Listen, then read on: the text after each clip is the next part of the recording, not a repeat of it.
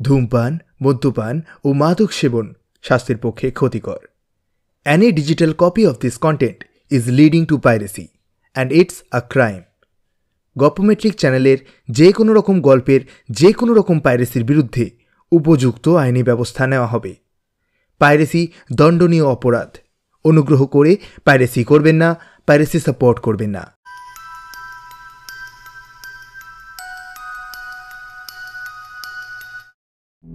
অন্ধকার রাতে গভীর জঙ্গলের পথে হাঁটছেন এক পথিক। হঠাৎ ঘন ছায়ার আড়াল থেকে এক দানবীয় ছায়া উদিত হলো। বিশাল দেহী আগুনের মতন দৃষ্টির এক মানুষ। তার নাম ভীম ডাকাত। তার নাম শুনলেই কেঁপে ওঠে গ্রামবাসী। পুলিশের চোখে ফুটে ওঠে আতঙ্কের ছায়া। সে কি শুধু একটা ডাকাত, নাকি তার পিছনে লুকিয়ে আছে কোনো গা ছমছমে রহস্য? নমস্কার বন্ধুরা, সবাইকে স্বাগত জানাই আমাদের গল্পমেট্রিক চ্যানেলে।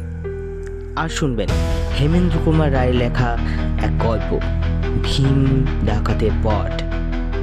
তাহলে শুনতে থাকুন আর হারিয়ে যান এক রহস্যময় ব্রহ্মাণ্ডে। গল্পমেট্রিক, ভয় যেখানে অস্তিত্ব অনুসন্ধান করে।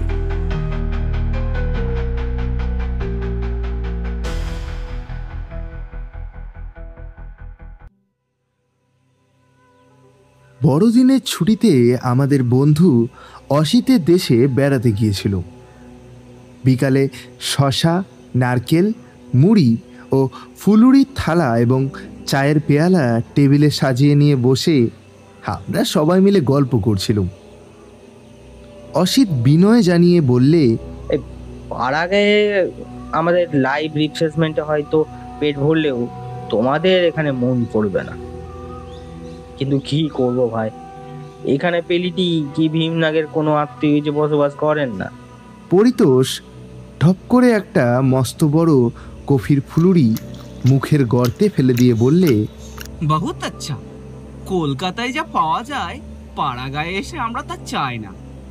কিন্তু অসিত ভাইয়া, তুমি ভুলে গিয়েছো যে আমি দুনিয়ার আলো দেখেছি পূর্ব বাংলায়, যেখানে কাঁচা লঙ্কাকে মনে করা হয় মুড়ি ফুলুরির অলঙ্কারের মতো। তুমি এই অলঙ্কারকে বয়কট করেছো কেন? প্রিয়নাথ বললে, আচ্ছা মশাই, যেহেতু আমরা বাঙাল নয় সেহেতু বয়কট করাটাই শ্রেয় মনে করেছি। এবারে একখানা পেঁয়াজের বড়াকে চোখের নিমেষে উড়িয়ে দিয়ে পরিতোষ বললে, তোমরা বাঙাল নও, কিন্তু তোমরা হচ্ছ বিখ্যাত ঘটি চোর। তাই তো তোমাদের লাল কাঁচা লঙ্কা দেখলে লাল পাগড়ির কথা মনে পড়ে, আর ভয়ে তোমাদের বুক কাঁপে। শ্রীপতি দুই হাত আন্দোলন করে বললে, বাঙাল আর ঘটিচোর, তোমরা দুজনেই ক্ষান্ত হও। অকারণে গৃহ বিবাদের দরকার নেই। তার চেয়ে অসিতের মুখে শোনা যাক তার দেশে দ্রষ্টব্য কি আছে। অসিত বললে, এখানকার ধোঁয়া ধুলোহীন আকাশ, মোটরের উৎপাতহীন মেঠো পথ, আয়োজনতার চিৎকারহীন প্রান্তরের মধ্যে তোমরা হয়তো দ্রষ্টব্য কিছুই খুঁজে পাবে না। তবে আমাদের খঞ্জনা নদীর ধারে গেলে তোমরা অনেক হাঁস শিকার করতে পারবে, কিন্তু ঘুঘু, স্নাইপ আর চকাও পাওয়া যায় ওখানে। প্রিয়নাথ বললে, আমি হচ্ছি বৈষ্ণব বকুল তিলক, জীবহিংসা আমার পক্ষে মহাপাপ। পরিতোষ বললে, তুমি হচ্ছ ভণ্ড দি গ্রেট, আমাদের দলে তোমার চেয়ে বড় কোনো মুরগি খোর নেই। প্রিয়নাথ বললে, হতে পারে, মুরগি ভক্ষণ করা নিধন করা কিন্তু একই কথা নয়। এদিকে বাকযুদ্ধের উপস্থিতি দেখে শ্রীপতি বললে, আহা, আবার বাকযুদ্ধ কেন? প্রিয়নাথ কেন শিকারে যেতে চায় না আমি তা জানি। বন্দুকের শব্দ শুনলে তার পেটের অসুখ হয় জি। কিন্তু সে কথা যাক, আর কি বলছিলে অসিত, এখানে দেখবার জায়গা কিছু নেই? অসিত একটু ভেবে বললে, দেখো, একটা দেখবার বিষয় আছে বটে, কিন্তু তোমরা সেটাকে হেসে উড়িয়ে দেবে। আমি বললুম, কেন? তোমরা হয়তো বলবে সেটা মোটেই দ্রষ্টব্য নয়। তবু সেটা কি শুনতে ইচ্ছা করি। ভীমে ডাকাতের বট গাছ। বটগাছ তো পথে ঘাটে ছড়াছড়ি যায়, কিন্তু এই বটগাছের নামটা ইন্টারেস্টিং বটে। এর কাহিনী কেবল ইন্টারেস্টিং নয়, থ্রিলিং ও বটে। তখন পরিতোষ বললে, আরো 2 ডজন ফুলুরির অর্ডার দিয়ে কাহিনীটা তুমি আমাদের কাছে বলতে পারো। তথাস্তু। অসিত বলতে লাগলো, দেখো, নবাবী আমলের পর বাংলাদেশে তখন ইংরেজ রাজত্ব শুরু হয়েছে। খালি ইংরেজ নয়, দেশ জুড়ে তখন ঠগি, ডাকাত আর বোম্বেটেরাও রাজত্ব আরম্ভ করেছে। দূর দেশে যেতে হলে লোকে তখন প্রাণ হাতে করে পথে বেরোয়। সেই সময় এই অঞ্চলে ভীমে ডাকাতের নামে সবাই হতথরথরি কম্পমান। তোমরা হয়তো বিষে ডাকাতের নাম শুনেছ। বিষে ডাকাত ছিল অত্যাচারী ধনীর জম, কিন্তু গরিবের মা বাপ। তাকে অনায়াসেই এই বিলেতি ডাকাত রবিন হুডের সঙ্গে তুলনা করা যায়। ডাকাত হলেও বিষের মধ্যে উদার মনুষ্যত্বের অভাব ছিল না। কিন্তু ভীমে ডাকাত, উফ, ভীমে ডাকাত ছিল সম্পূর্ণ উল্টো ধরনের। গরিব বা ধনী কাউকেই সে ছেড়ে দিত না। কেবল ডাকাতই নয়, নরহত্যাতেও তার ছিল উৎকট আনন্দ। শোনা যায় দু এক আনা পয়সার জন্যও নাকি সে অগন্তি মানুষ খুন করেছে। সাধারণ ডাকাতেরা টাকা পেলে মিছিমিছি খুন খারাপি করে না। ভীমে, বাবারে, ভীমে কিন্তু আগে খুন করতো, তারপর টাকা করে নিত। যে কালীকে পুজো করে ভীমে ডাকাতি করতে বেরোতো, সেই কালী মূর্তির গলায় আর কোমরে সে পরিয়ে দিয়েছিল আসল নরমুণ্ড ও কঙ্কালের মালা। কালী ঠাকুরের হাতে সে নাকি প্রতি রাতেই নিত্য নতুন মানুষের রক্ত মাখা কাঁচা মাথা ঝুলিয়ে দিত। বনের মধ্যে এক ভাঙা মন্দিরে সেই ডাকাতে কালী আজও বিরাজ করছেন, কিন্তু তার ভীষণ অলঙ্কারগুলো অনেকদিন আগেই খুলে নেওয়া হয়েছে। ভীমের চেহারাও ছিল নাকি অনেক ভয়াবহ। তার মতো লম্বা চওড়া লোক কেউ কোনোদিন দেখেন, আর তার রঙও ছিল মিশমিশে কালো। সেই কালো মুখে তার টকটকে লাল চোখ দুটো জ্বলতো আগুনের ভাঁটার মতো। তার মূর্তি দেখলেই লোকে ভয়ে মূর্ছিত হয়ে পড়তো। ভাবতে পারছো, ভীমে ডাকাতের অত্যাচারে এ অঞ্চলের লোক চলাচল যখন বন্ধ হয়ে গেল, অনেকেই যখন দেশ ছেড়ে দেশান্তরে পালাতে লাগলো, তখন এক সাহেব এলো সিপাহীদেরকে নিয়ে তাদেরকে গ্রেফতার করতে। কয়েক মাস বহু চেষ্টার পর ওই ভীমের দলের কয়েকজন ধরা পড়লো বটে, কিন্তু ভীমের আর পাত্তা পাওয়া গেল না। বিপদ দেখলেই সেটা রন পায়ে চেপে আগে উধাও হয়ে যেত। আচ্ছা, এই রন পা কি জানো? আচ্ছা, দুটো লম্বা বাঁশের লাঠি, তাতে আছে পারাক বা জায়গা উপরের দিকে। এই রনপা ছিল বাংলার সেকালে ডাকাতের ভারী আদরের বস্তু, কারণ তার উপরে চড়ে এক রাতেই 50-60 মাইল পথ অনায়াসে পার হয়ে যেতে পারতো ডাকাতের। রনপায়ে উঠে ভীমে যে কোথায় সরে পড়তো তার খোঁজ আর কেউ পেত না। কিন্তু সাহেব ছিল মহাবুদ্ধিমান। একদিন ভীমে সদল বলে এক গ্রামে ডাকাতি করতে গিয়েছে, এমন সময় সাহেব সেখানে এসে পড়ল। সে আবার সদল বলে। সেপাহীরা বন্দুক ছুড়লে কয়েকজন ডাকাত মরল বা জখম হলো। বেগতিক দেখে ভীমে রনপা চড়ে লম্বা লম্বা পায়ে দৌড় দিলে। সাহেবও এবারে ঘোড়ায় চেপে তার পিছু নিলেন, কিন্তু কিছু দূর যেতে না যেতেই সাহেবের ঘোড়া গেল ভীমের রনপার কাছে হেরে। খানিক পরেই ভীমে ডাকাতের টিকিরিও পর্যন্ত পাওয়া গেল না। কিন্তু সাহেবের চোখ বড় সাফ। তিনি দেখলেন ধুলো ধূসরিত পথের ওপর দিয়ে চলে গিয়েছে ভীমের রনপার দীর্ঘ রেখা। সেই চিহ্ন ধরে তিনি এগোতে লাগলেন। মাইল চারেক পর রনপার চিহ্ন যেখানে শেষ হলো, সেখানে দেখা গেল যুগ যুগান্তর পুরনো একটা বড় বট গাছকে। তত বড় বট গাছ এখন আর দেখা যায়। তার গুড়ির বেদ প্রায় 24 হাতের মতো। সেই গুড়ি আর শত শত ঝুড়ির ওপর ভর দিয়ে একটি মাত্র বট গাছ অনেকখানি জায়গা জুড়ে ছোটখাটো অরণ্যের মতন দাঁড়িয়ে রয়েছে। তার মোটা মোটা প্রত্যেক ঝুড়ি এক একটা আলাদা গাছের গুড়ির মতন শিকড় গেড়ে রয়েছে মাটির ভেতর। সাহেব আন্দাজ করলেন ভীমের নিশ্চয়ই এই মস্ত গাছে চড়ে ঘন ডালপালার আড়ালে কোথাও লুকিয়ে রয়েছে। পিঠে বন্দুক বেঁধে তিনিও গাছে উঠল।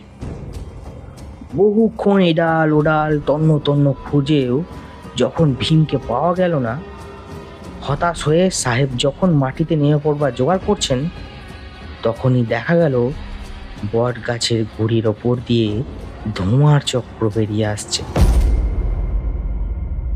অত্যন্ত আশ্চর্য হয়ে সাহেব আরো উপরে উঠে উকি মেরে দেখলেন বট গাছের প্রকাণ্ড একটা গুড়ির একেবারে ফাঁপা আর ভেতরের পরম আরামসে বসে ভীম ডাকাত আপন মনেই হুঁকায় দম মারছে। তামাক্ষর ভীমে সে যাত্রায় আর রক্ষা পেল না। এক চিলিং তামাকের লোভে সে নিজের প্রাণটা বিলিয়ে দিলে। সেই বট গাছেরই এক ডালে তাকে গলায় ফাঁসি লাগিয়ে ঝুলিয়ে দেওয়া হলো। কিন্তু মরবার সময়ও সে ভয় পেলে না। দম্ভ করে বললে, সাহেব, আমি আমার এই আস্তানা ছেড়ে আর নড়ব না। ভূত হয়ে এখানেই রাজত্ব করব, আর এখানে যে আসবে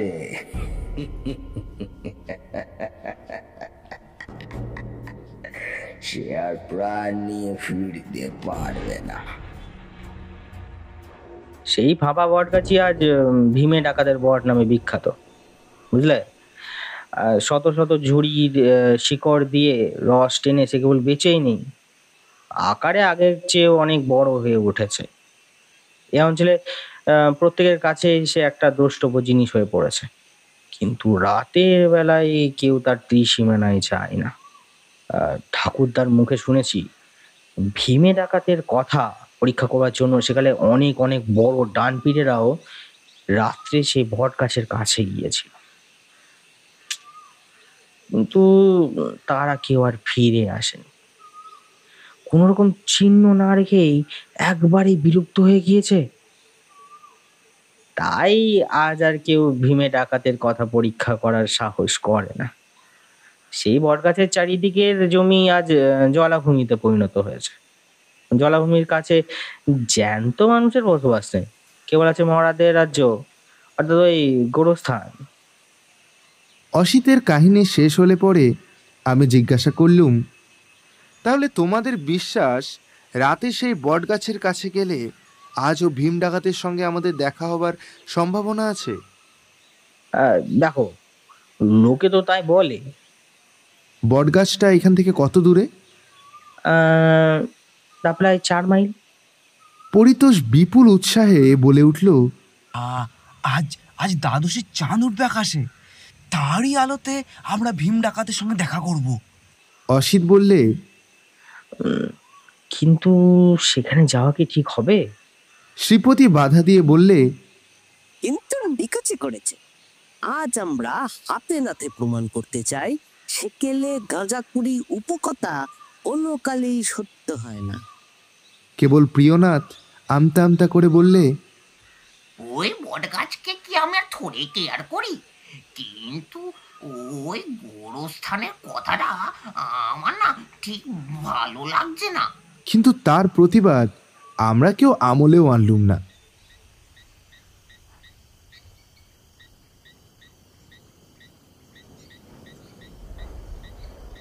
শীতকালের কুয়াশায় আচ্ছন্ন চাঁদের আলো দেখলেই শনিগ্রস্ত বলে মনে হয়। একেবারে নির্জন পথ, ঝিঝির ডাকে শব্দময় ও বুনো পুষ্পপত্রে গন্ধময়। বহু দূর থেকে নিস্তব্ধ রাত্রির বক্ষ ভেদ করে মাঝে মাঝে ভেসে আসছে চলন্ত রেলগাড়ির আওয়াজ। এ আওয়াজ আগেও অনেকবার শুনেছি, কিন্তু আজকে শুনে মনে হলো ওই রেলগাড়িতে চড়ে যেন ইহলোকের যাত্রীরা চলেছে পরলোকের দিকে। বন্ধুদের মুখের পানের দিকে তাকিয়ে দেখলুম তাদেরও শ্বাস প্রশ্বাস হয়েছে দ্রুত। কারোর মুখেই কোনো কথা নেই। মুখে কেউ মানি আর না মানি, আসন্ন কোনো অলৌকিক ভাবের প্রভাবে আমাদের সকলেরই মন আজ মোহগ্রস্ত হয়ে আছে। এখানে মানুষের শেষ আশ্রয় হচ্ছে সরকারি ডাক বাংলো। তাকেও পিছনে ফেলে মাইলখানেক এগিয়ে গেলুম। তারপর একদিকে আঙ্গুল দেখিয়ে অসিত চুপি চুপি বললে, ওটা হচ্ছে গোরস্থান। মৃতের সে মৌন জগতেও জীবন্ত ঝিঝিদের ভাঙা গলার অশ্রান্ত আর্তনাদ শোনা যাচ্ছে। কি একটা কালো জন্তু আমাদের সাড়া পেয়ে তাড়াতাড়ি ছুটে একটা উঁচু কবরের আড়ালে পালিয়ে গেল। প্রিয়নাথ ছিল সবার পেছনে। সে এগিয়ে সকলের মাঝখানে এসে দাঁড়ালো। তার মুখের ভাব অস্বাভাবিক। শ্রীপতি বললে, কিন্তু সেই বুড়ো বট গাছটা কোথায়? অসিত নীরবে অঙ্গুলি নির্দেশ করলে। একটা মস্ত বড় জলাভূমি দৃষ্টিসীমা জুড়ে ধু ধু করছে এবং তারই উপরে পড়ে হিংস্র দাঁতের মতন চকচক করে জ্বলছে কুয়াশায় আধমরা চাঁদের আলো। জায়গায় জায়গায় কুয়াশা এত ঘন যে তাকে ঠেলে চোখ আর চলে না। জলারই একপাশে পাহাড়ের মতো উঁচু প্রকাণ্ড একটা ঢিপির ওপরে দাঁড়িয়ে আছে শূন্যের অনেকটা পূর্ণ করে বিপুল সেই বটগাছ। কেউ বলে না দিলে আমরা তাকে অরণ্য বলেই ধরে নিতুম। আবছায়া মাখা রহস্যময় জ্যোৎস্নায় বৃদ্ধ বটের ডালপালা শীতার্ত হাওয়ায় কাঁপতে কাঁপতে সজোরে দীর্ঘশ্বাস ফেলছে এবং তার তলায় জমে আছে বিরাট ও নিরেট একখানা অন্ধকার। প্রিয়নাথ অর্ধস্ফুট স্বরে বললে, ওগুলো ওগুলো কি? ওগুলো ওই যে ওখানে উড়ে উড়ে বেড়াচ্ছে, ওগুলো কি? শ্রীপতি জানালো, ওটা আলেয়া। প্রিয়নাথ আবার বললে, আমার মনে হচ্ছে যাদের দেখা যায় না তারা ওই জলায় আগুনের ফুটবল নিয়ে ওয়াটার পোলো খেলছে। মনে মনে ভাবছি এই স্থানটা গোরস্থানের চেয়েও স্তব্ধ, কারণ এখানে ঝিঝিরাও ডাকছে না। ঠিক সেই সময় নানা শব্দে চতুর্দিক হঠাৎ জাগ্রত হয়ে উঠল। প্রথমে চিৎকার করে উঠল বিকট স্বরে একপাল শেয়াল। তারপর কোথা থেকে চেঁচাতে লাগলো 3-4টে পেঁচা, এবং তারপরে শুনতে পেলুম মাথার উপরে একদল বাদুড়ের ডানার ছটপট ছটপট শব্দ। যেন কি দেখে ভয় পেয়ে তারা প্রাণপণে উড়ে পালিয়ে যাচ্ছে। প্রিয়নাথ সচকিত কণ্ঠে বললে, ওহে, এখানে দাঁড়িয়ে মিচে মিচে হিম লাগিয়ে আর শীতে কেঁপে কি হবে? এবারে বাড়িটা ফেরা যাক বাপু, আর নয় বাপু, আর নয়। পরিতোষ ঠাট্টা করে বললে, কি হে অসিত, তোমার ভীম ডাকাত কোথায় সে? শ্রীপতি বললে, এই মেয়েটা তাজ বোধহয় ওই নরকের দরজা খোলা পায়নি। আচম্বিতে একটা বরফের মতন ঠান্ডা কনকনে হাওয়ার বাটকা উঠল এবং সঙ্গে সঙ্গে আলেয়াদের দলে যেন একটা হুড়োহুড়ি পড়ে গেল। কাকে দেখে যেন তারা দুভাগে ভাগ হয়ে পথ ছেড়ে দিয়ে সরে সরে যাচ্ছে। প্রিয়নাথ কাঁদো কাঁদো গলায় হাঁপাতে হাঁপাতে বললে, কুয়াশার একটা মেঘ আমাদের পেছনে আসছে, ওর পেছনে কি যে আছে কে যে জানে। পরিতোষ চিৎকার করে বললে, কোথায় এ ভীম ডাকাত? দয়া করে একবার দেখা দাও। সেই মুহূর্তে শুনতে পেলুম জলার জলে ছপ ছপ ছপ ছপ করে কিসের যেন শব্দ উঠল। দুই চোখ পাকিয়ে অসিত ক্ষীণ স্বরে বললে, মনে হচ্ছে কেউ যেন রণ পাচড়ে জলাভূমি পেরিয়ে আমাদের দিকেই আসছে। আড়ষ্টভাবে অবরুদ্ধ কণ্ঠে শ্রীপতি বললে, কোথায় কোথায় লোপা, কোথায় কে? তার স্বরে এখন কিন্তু আর কৌতুকের ভাব ছিল না, আমি দুর্বল স্বরে বললুম, কেবল একটা শব্দ শোনা যাচ্ছে, আর আর একখানা ঘন কুয়াশার মেঘ হু হু করে এগিয়ে আসছে। প্রিয়নাথ হঠাৎ বিকট ও বিশ্রী এক চিৎকার করে পাগলের মতন দৌড় মারলে। মাগো!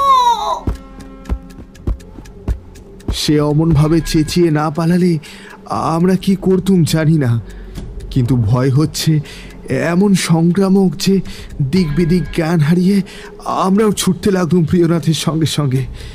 গোরস্থান ছাড়িয়ে মিনিট 5 ছোটবার পর আমরা আবার দাঁড়িয়ে পড়লুম।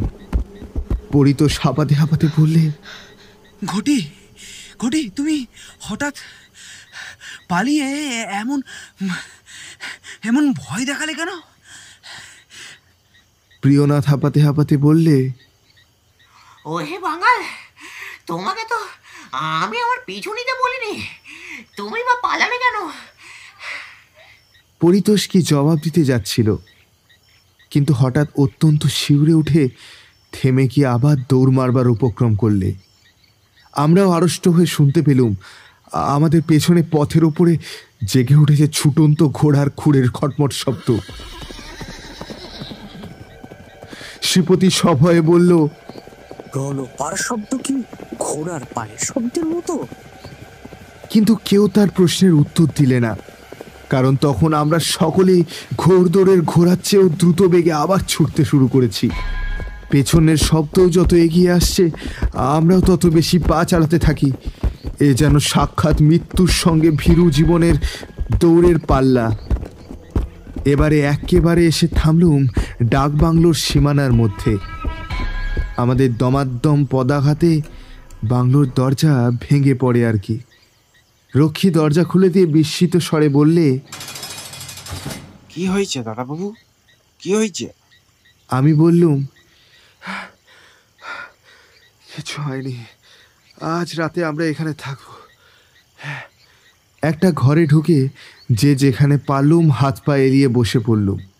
বাইরের স্তব্ধ পথের উপরে আবার সেই ভয়াবহ ঘোড়ার পায়ের শব্দ শোনা গেল।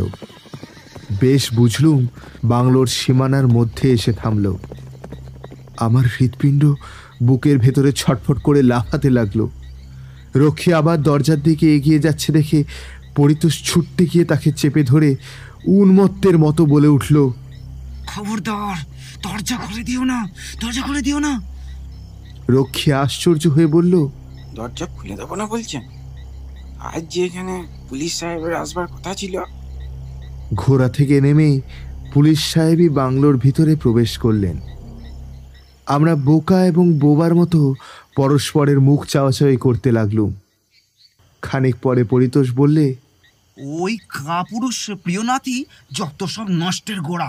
প্রিয়নাথ বললে, জলায় যাওয়ার রাস্তাটা খোলাই আছে, তুমি আবার ওখানে গেলে আমি বারণ করবো নি। অসিত বললে, হতে পারে পথ দিয়ে ঘোড়ায় চড়ে পুলিশ সাহেবরাই আসছিলেন, কিন্তু কিন্তু জলার মধ্যে জলে যে ছপ ছপ শব্দ হচ্ছিল, সেটা সেটা কিছু শব্দ। শ্রীপতি বললে, হয়তো কোনো জন্তু সাঁতরে জলা পার করছিল। আমরা রজ্জুতে সর্পভ্রম করেছি। কাল আমরা আবার এই বট গাছ দেখতে আসবো। হ্যাঁ,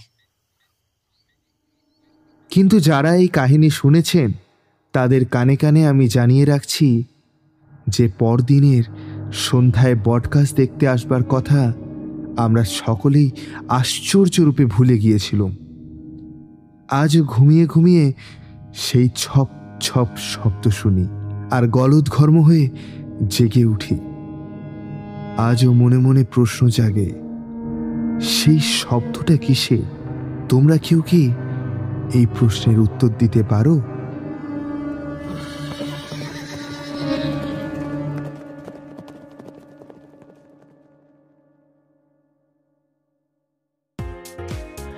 আজ শুনলেন হেমেন্দ্র কুমার রায়ের কলমে ভীম ডাকাতের বট।